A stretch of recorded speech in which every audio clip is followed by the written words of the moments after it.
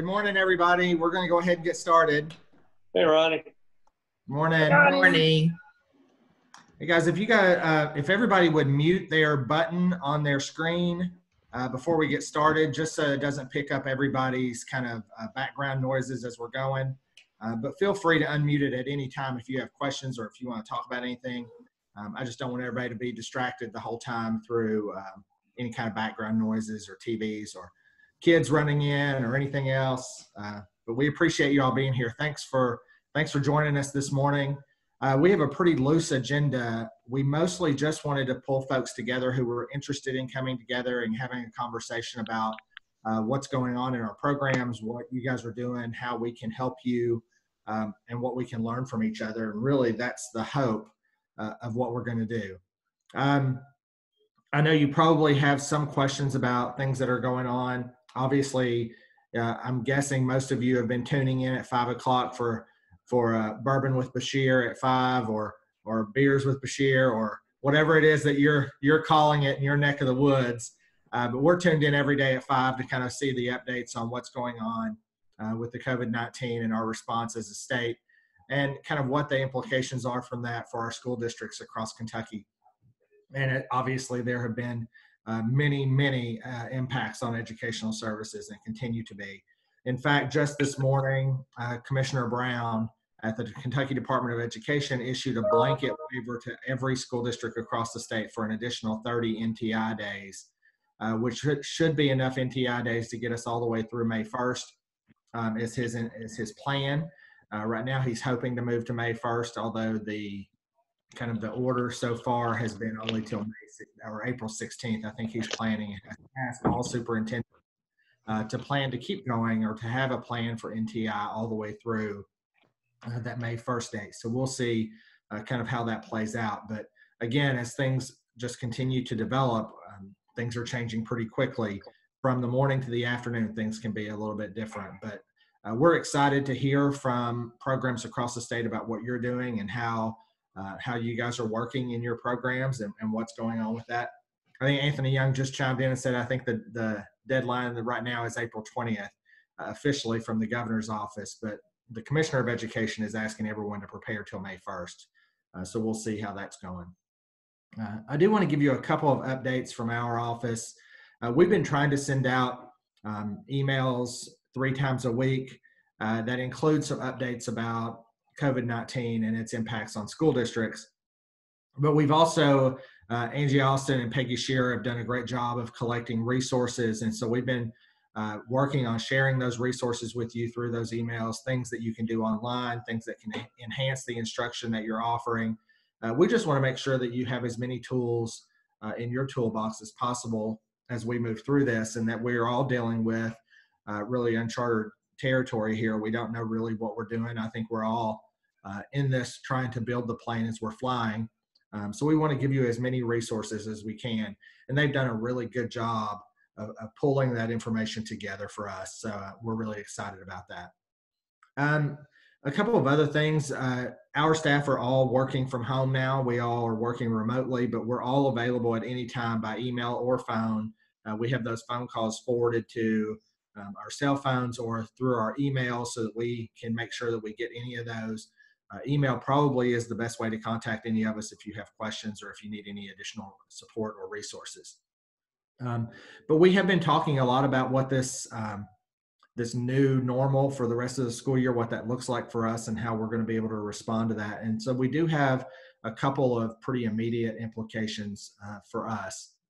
And that is something that probably is on a lot of folks' minds around the mini grant process that we had issued back in early February.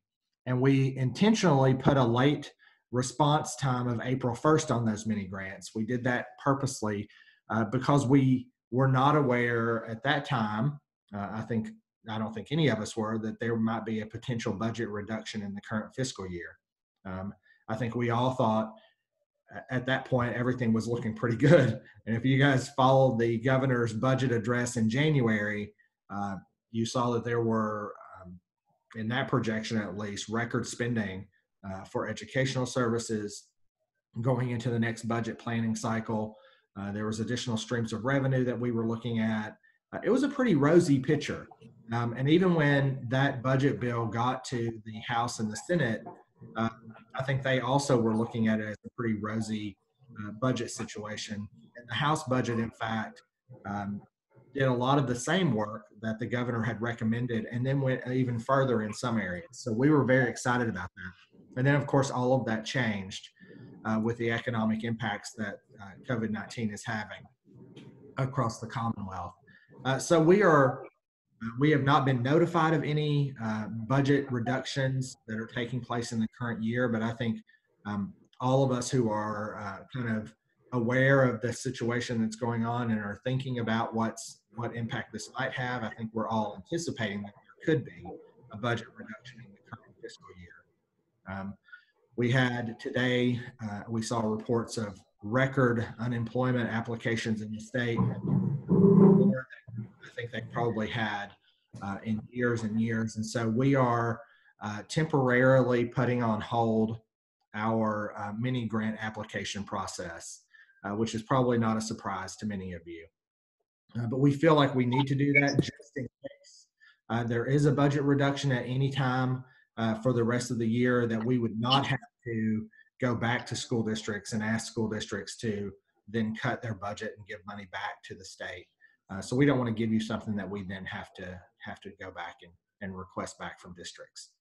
So we're temporarily halting that.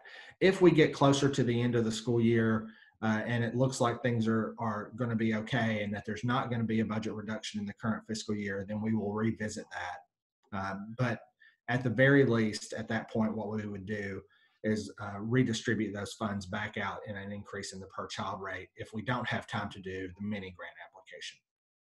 And also related to the mini grants, there's a wide variety of requests within that process. We have folks who have requested new technology, but we've also had folks who have requested additional staff for counseling services. We've had folks who've requested CrossFit courses. We've had folks who've requested field trips and supplies for those kinds of things. And obviously, depending on how this plays out, some of those are not really feasible in the current fiscal year.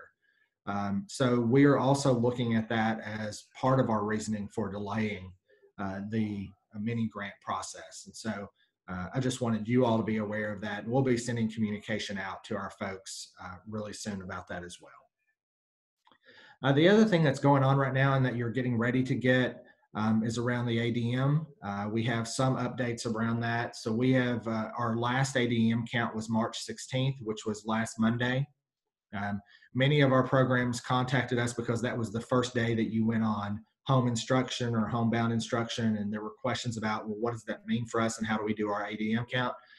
ADM is really just an enrollment count. It's not an attendance count. So there should not have been any major changes with that. You could have just run the same report as you normally did for that date and just submit that. Yesterday was the deadline for that. We still are waiting on some of our districts to submit it.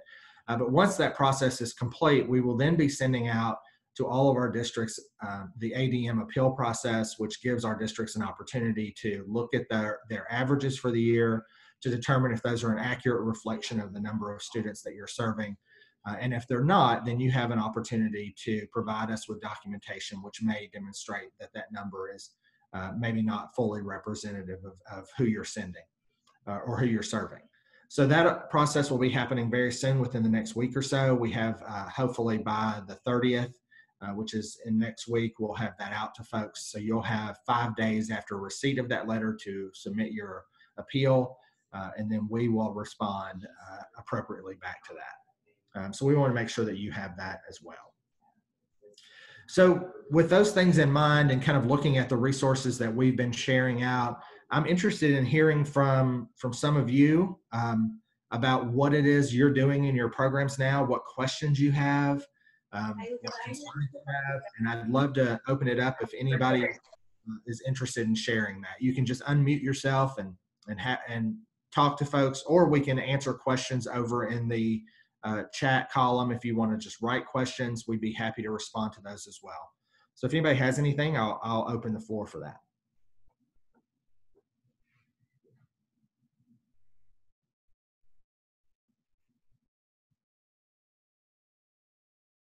Hey Ronnie, how you doing? Hello? Uh-oh. There we go. Sorry about that. I muted myself. I'm doing well. That's social distancing. I'm trying my Um, best. the only Flattening thing the what curve, Dave. I tell you what I did with my program was I have a 90-hour curriculum on exploring IT. So basically, we send our lesson plans into Mr. Barden, and it's hard to really follow a daily lesson plan. So I've made arrangements to talk to the rehab instructor. The kids have the book, they're doing the book work. And I just, at this point, I can only check in with them like once a week, have them write down their questions. We're going to try to set up some kind of video conferencing with them. But worst case scenario is I can come by the facility, go straight to my mailbox and get, any kind of work that they've done or the list of concerns, and then get back with them at that point. But we're pretty limited at this point as far as face-to-face contact. So And it's that's all probably paperwork wise. shuffling. Yeah. I think the recommendation out there is that we limit that face-to-face interaction, and Right. that's what our recommendation has been that we've shared out with districts. We know Right. most districts have done that, but not all. So we know that it's a very different situation for all of us. And as I said, I Right. think we're building the plane as we're flying it, and none of us really have operated in this kind of environment before, and we're all learning. So I would ask Dave, if as you're doing that, are there things that we can do from our perspective, from our office, that can be supportive of you? Are there things that you need that we haven't provided or that someone else hasn't provided? Well, to be honest with you, I think everybody's really bent over backwards for example, this video conference, just showing the concern that you have and our leaders have for the instructors. So, you know, uh, just knowing that we have support if we or questions, and knowing that we'll get a response, I think that speaks volumes. So I appreciate that. As far as any kind of, I mean, really, we're just so limited on what we can do. It's we the only thing we can do is do what we're doing at this point. So I think the chain of command's done an excellent job with supporting their staff on this. Good, good. Thank you. Dr. I'd Hollis, also I just got a say, question. go ahead, Justin. As we get new kids in, and I've picked up 2 new ones this week, got another one coming. As far as the STAR testing that we do when they first get here, the IOPA, things that are, some of it you might could do over the phone, but the STAR testing I can't really do over the phone, things like that. Is there any discussion on, how best to do that and still keep your social distancing and things like that, and limiting Sure. contact with the kids? Good. Thanks, Justin. That's a good question. I think one of our big concerns that we've talked about internally is how to handle students who are transitioning in and out of our programs.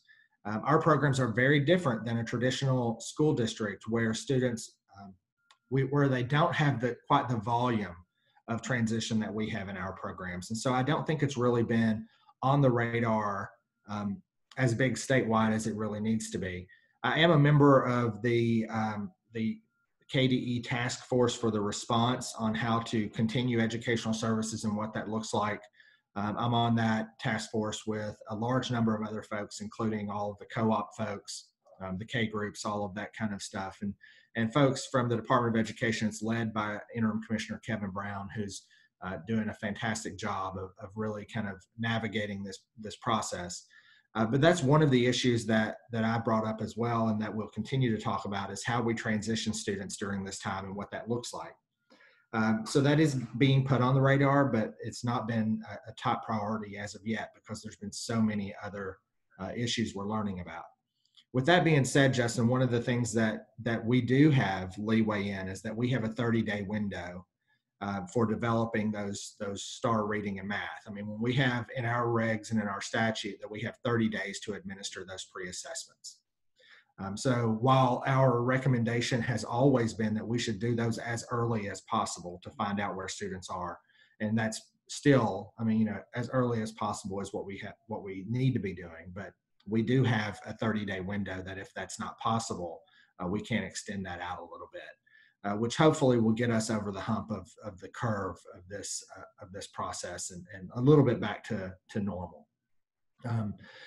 The other thing that I would just advise you is in some of our facilities, and I've talked with Commissioner Harris at the Department of Juvenile Justice about this, and she's been very supportive of their staff at DJJ collaborating with the school district and supporting school districts in whatever way they can. So if there's what I would encourage, and I think what she has encouraged in our conversation was that you guys work with those folks at the local level and talk with them about how you can best support each other and what that could look like. And it could be very different than the way it's looked in the past. So you have a full staff at your facility. While not everybody does, I know that you do. And so that might be an opportunity for you to have some conversation with those folks about how they can be supportive in that process. And that may look different than what we've done in the past. Does that make sense? I have a question. I'm at Courtney. Okay, good. I can't see a picture. It didn't You pop don't up have my a video. picture. I don't have a picture up now.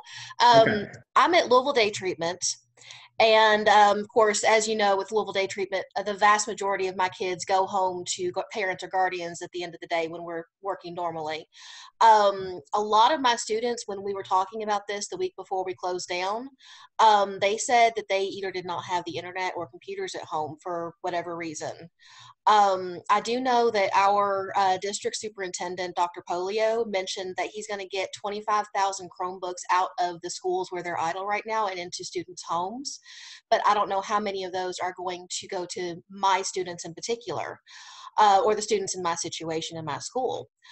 I'm trying to figure out, as a technology instructor, similar to Dave, I'm trying to figure out how I can continue instruction that revolves around computers, that revolves around the internet, that revolves around technology, if my students don't have access to those computers or the internet.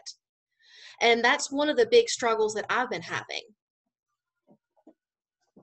Good. Well, I think you're right on the money. I think that's why we invited other folks to come to the table here. I certainly do not have all the answers to the specifics of how we do that. But Dave, I know that you're teaching technology. I know many others on here are also teaching technology. If you can share other folks, if you could share right now with kind of what you're doing in your situation to kind of help Courtney out a little bit, I'd really appreciate that. So feel free to jump in. Yeah, Courtney, can you hear me? Yeah, I can hear you, Dave. Well, like I said, in my situation, with the program that I teach, there's an equal amount of book work as well as, as there is hands-on. You can just have them, do the module work. I already cleared it with CTEC and told them that, we discussed what we could do, and it's acceptable that you can assign them the book work, the module work, and they could. You can just do a phone conference and discuss it with them if you want. You probably have a little bit more freedom than I do at this point, because you can get a hold of the kids with via the telephone or email. But just have them do the module work and discuss it with them, and save the hands-on when things clear up. So you're just in a tough spot, and if they don't have internet, the module work would even be more beneficial. They can actually sit there and do it at home, and you can check on them every other day, but you're pretty limited, especially if they don't have the internet. But on the CTEC program, just let them do the module work. Okay. Because I know I sent a couple of modules home with the one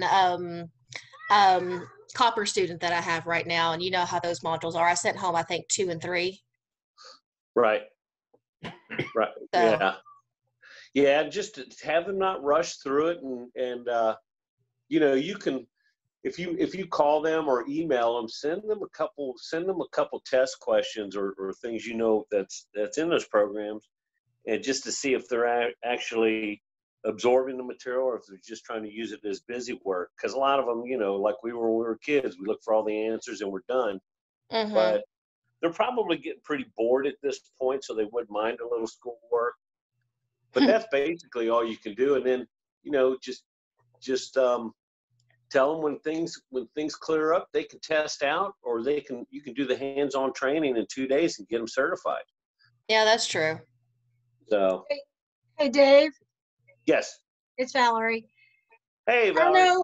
Hi, guys. I don't know about copper, but I know with fiber, there is it's Fiber Optic Association. It's FOA. They have a lot of free materials online that some of you might be able to gather information from. Okay. Yeah, is that the link you sent out earlier? No, I can though. Okay, yeah, well, if you could send that link to us, send it to Lorna Bush as well, because she has the fiber program. Yeah, anything that we can keep these kids interested and engaged. I mean, they're probably burned out on their video games already. I know my kids are. So. Well, I think we're in a little different situation with me teaching office technology too, and I have to say, Miss Norris, Miss Henry, they've all been really great to work with us and give us access to Edgenuity email, and that allows me to communicate just about every day with my students. But I'm not teaching fiber or copper right now. We have a little different arrangement, but I just know I did send the FOA information out probably several months ago, but I'll send it again. But some of these national associations and these trade organizations offer lots of tutorials and information that you could use as a supplement. Nice. Appreciate it.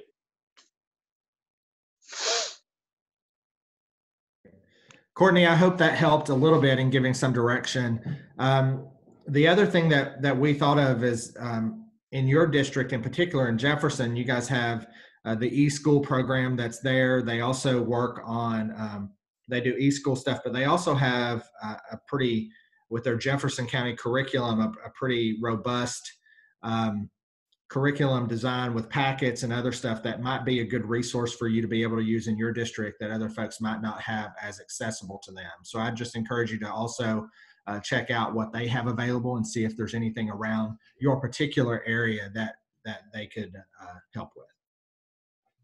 That's assuming that JCPS IT allows me into their resources at all. Right, right. Yes. All right, other folks have questions?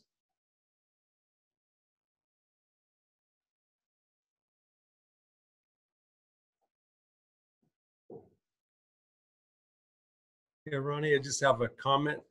This is Dr. Greg Finkbon, and in talking about day treatment programs, because there's a few of you that are day treatment directors or in the day treatment programs, but I've been telling people that for documentation purposes on the Medicaid program is to just document that because of the COVID virus that you will not be able to do a lot of the things that you were able to do, such as group counseling.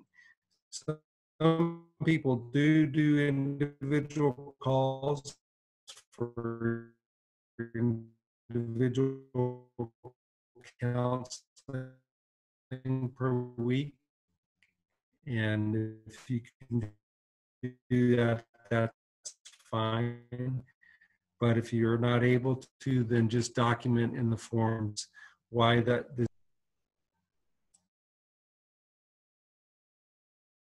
Greg, I think I lost you there. Did other folks? Yes, were you cutting in and out on that, or was it just me?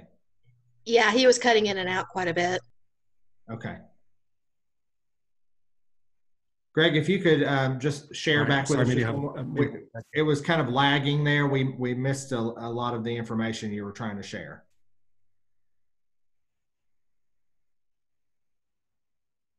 Okay. Yeah, maybe it's just lagging just a little bit. Individual counseling can be done over the phone, but if you're not able to do that over the phone, then you can just document in the Medicaid documents that because of the COVID virus that you're not able to do the counseling. We know we can't do group counseling just because we cannot come together, but just in the meantime, just document that in the individual client records. That's all that I have. Great. Thank you. I think we got it that time. Thanks. Hey, Ronnie, All right. I wanted to mention on that lines of the counseling. Can you hear me? Yes. We set up a link from our district webpage for our school that was just online toolkit is what it called. It's for Phoenix, and it just has a little thing you click on if a student needs help, and then it goes in two separate directions. It says, do you need academic help? Or it has an option to click on that says, I need mental health, home resources, or food.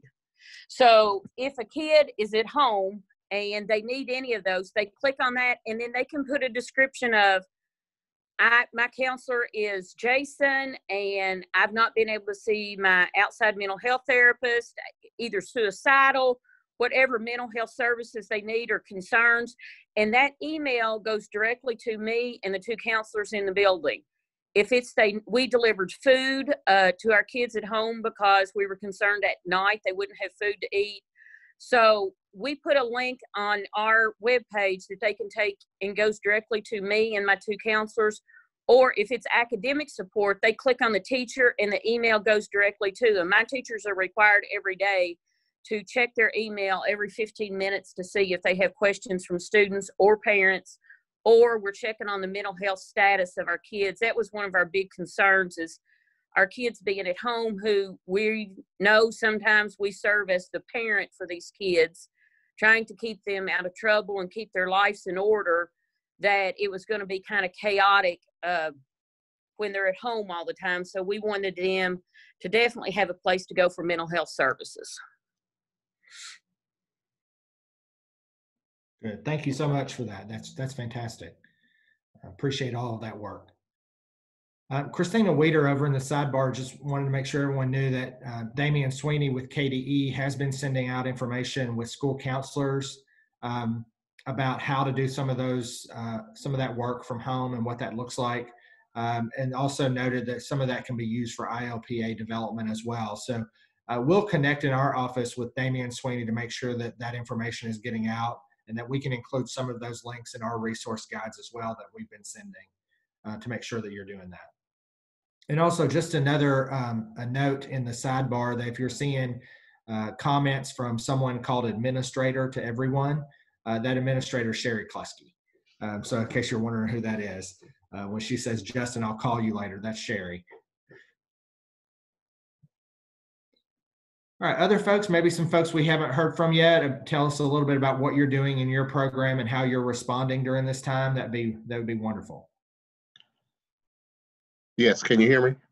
Hey there. Yeah, Anthony, go ahead. Yes, we are fortunate to be technology pretty savvy at this point in our program. So out of our 25 students, 23 of them have internet access.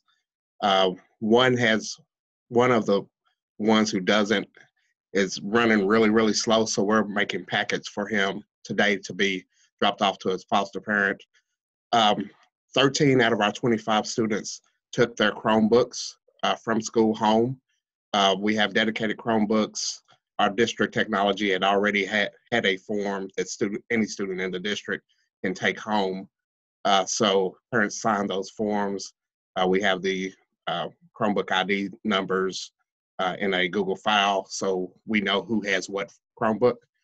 And also that helps us to monitor, because even if they're on our Chromebooks at home, we can still see what they're on and what they're doing, and we can shut them off if we need to. We've already had a lot of Google Classroom activity. So what our counselors did is create a life skills relationships classroom, Google Classroom. Students have a treatment assignment, kind of like we have group every day. So they have a treatment assignment to do every day. And then they also have a group, what's called a group journal assignment, that lets them touch base with us, kind of how the lady was talking about. They can tell us how the home is, if they are having any issues. They can, we check on if all their needs are being met, food, shelter, all those things within the program. They're also working on their Apex assignments, but then our teachers also have Google Classroom assignments posted. We've learned more about technology than we've done before, and I'm now actually making videos for the parents that are sent to their cell phones, and they can text it and then hear me talk to them for 5 to 9 minutes. And our teachers are required to every other day have a Google Hangout where the students can go in and ask questions.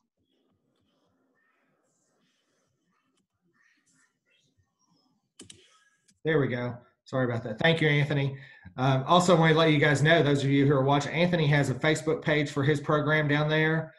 He puts out a lot of good information there as well. And in fact, yesterday we saw one of the videos that you put out to parents talking about kind of your expectations for what's going to happen. It was fantastic. It was a great way to communicate and to get information out. We appreciate you being innovative and creative and getting information out to your parents and to your students. So thank you for that. It was really, really great. And if you guys want to see it, check it out because it's got some good stuff out there. Thank you, Ronnie. One thing that we're doing, one of my teachers did, he's working from home most of the time, is he created a Google phone number that he has shared with the unit, that the different units. That way, if they have an issue and don't wait for him, I can't wait for him to call in, that the youth worker can call that number and they just ask for the student name, and then it forwards it onto his cell number. That way he wasn't giving out his personal cell number to the units. This is a generic Google number that Google, I don't know how he did it. He knew how to do it. And he started that up, I think, yesterday. So we're hoping that goes well as far as easing contact between my staff and the students should they have a question arise before he can call in. My guys are designed to call in at least 3 times a morning and stuff, but sometimes questions arise before that happens and stuff. So hopefully that'll go well. That's an idea for those that are working from home and in more like facilities like mine, to where email is not an option for kids and things like that, as a way to get hold of their teacher should they have a question. I've done something similar. It's called Google Voice. I'm sorry, I didn't mean to cut you off, Anthony. That's exactly what I was going to say. The Google number is the Google Voice account. Anybody who has a Gmail account or creates a Gmail account can get a free Google Voice number. So it's pretty simple to set up. Go ahead, Courtney. I actually have a detailed set of instructions on setting that up. Ronnie, if you'd like me to send it to you, and then you can send it to the group.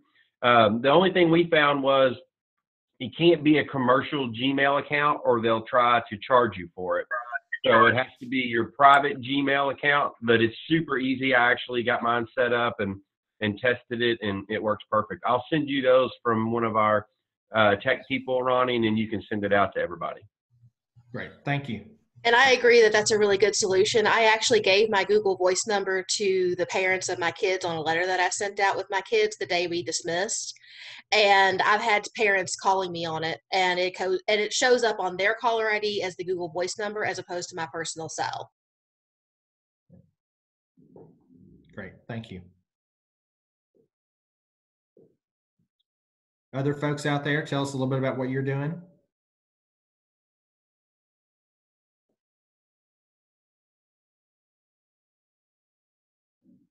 Don't be shy, folks. We're all family here. I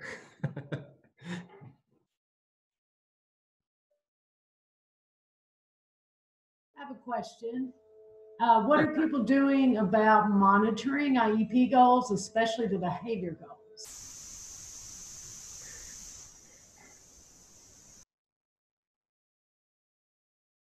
Well, I think, first of all, I think that this is, again, one of those situations where we're learning as we go. We have tried to include information in our emails that have been going out to folks for the last 2 weeks. Links from the Council for Exceptional Children, links from the Kentucky Department of Education in their Office of Special Education Services. We've been working really hard to make sure that we're getting as much information out there as we can to folks. But I don't think that we have a lot of information yet exactly about how special education services are being implemented in the way that we really need them to be. So we have, again, in the task force that I'm a part of from the Department of Education, one of the large umbrella issues that we're talking about is special education delivery and how we're going to do that. If other folks have a response for Patty about what you guys are doing, we'd appreciate that. So if anybody else wants to jump in and kind of talk a little bit about what you're doing around that, jump in there.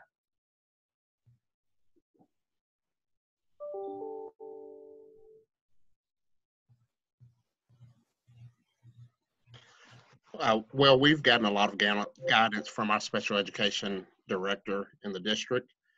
Basically, our teachers are monitoring their work, and they're required to have at least one face-to-face each week with all of our special ed students, but we're requiring it for all students. And we're using the Google Hangout method, and students have really enjoyed it this week. We had a student who was really frustrated with his work. He emailed the counselor that he was frustrated. He had a one-on-one Google Hangout conversation with the teacher.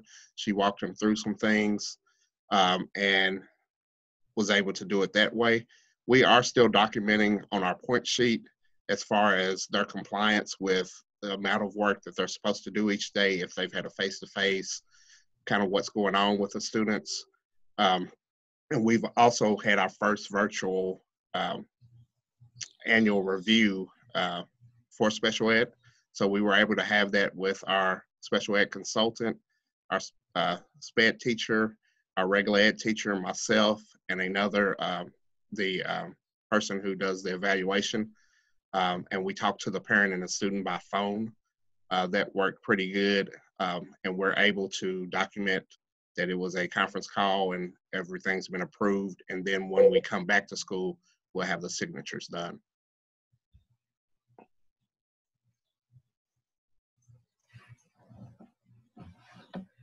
It's not working very well. You're not supposed to be on it right now. I have to be on it. I know what to do. Oh, you do? I mean, it's in a meeting you have to be on? No, I have to do my own. Hey, Allison, we can hear you talking there if you want to put yours on mute. There we go. Thank you. Other folks, if you have, tell us a little bit about what you're doing around special education delivery. If anyone else has work that they're doing, we'd appreciate hearing from you.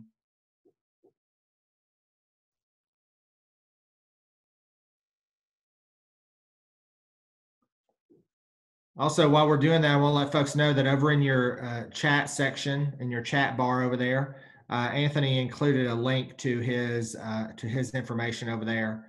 So you can click on that and copy that and paste it and put it in your search bar, and you should be able to find those kind of things. Thanks for doing that, Anthony.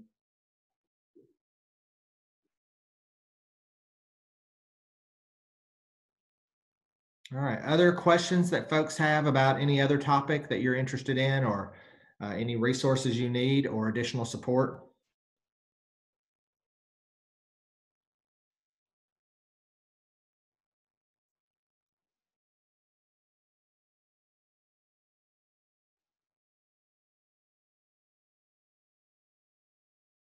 Christine just asked over in the sidebar if it's possible to do the counseling through Zoom. It certainly is. A lot of our programs have done that. And if you've been watching even about the governor's updates at 5 o'clock and his executive orders, one of those expansions was around Medicaid billing and being able to use telehealth services to do that. So that's certainly now an approved area. If it wasn't before, it's expanded greatly. So we can use that as an option as well to be able to do that. Any other questions or anything that we're missing?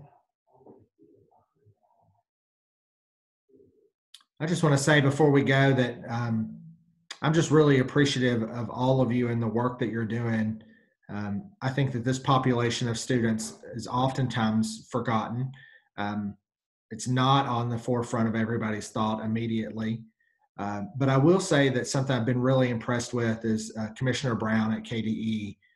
Back before we ever had a directive to stop school in person, way before that ever happened, as soon as there was discussion about the curve and the impacts of COVID-19, he reached out and called me to talk about what our plan was and how we were going to continue to offer services. And so it was, I think, very reassuring that our students were on his mind. I don't think it's a stretch to say that that is not something that would have happened 4 months ago. So we're very excited about that.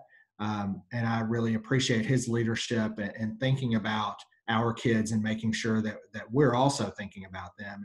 And that trickles down from him to me down to you guys who are really the boots on the ground who are doing the hard work. And we appreciate everything you're doing to make sure that our students are continuing to receive services and high quality services, and that you're doing everything you need to be doing to really engage with them in an appropriate way and to keep them on target and keep them moving. So thank you all for all of your work in doing that.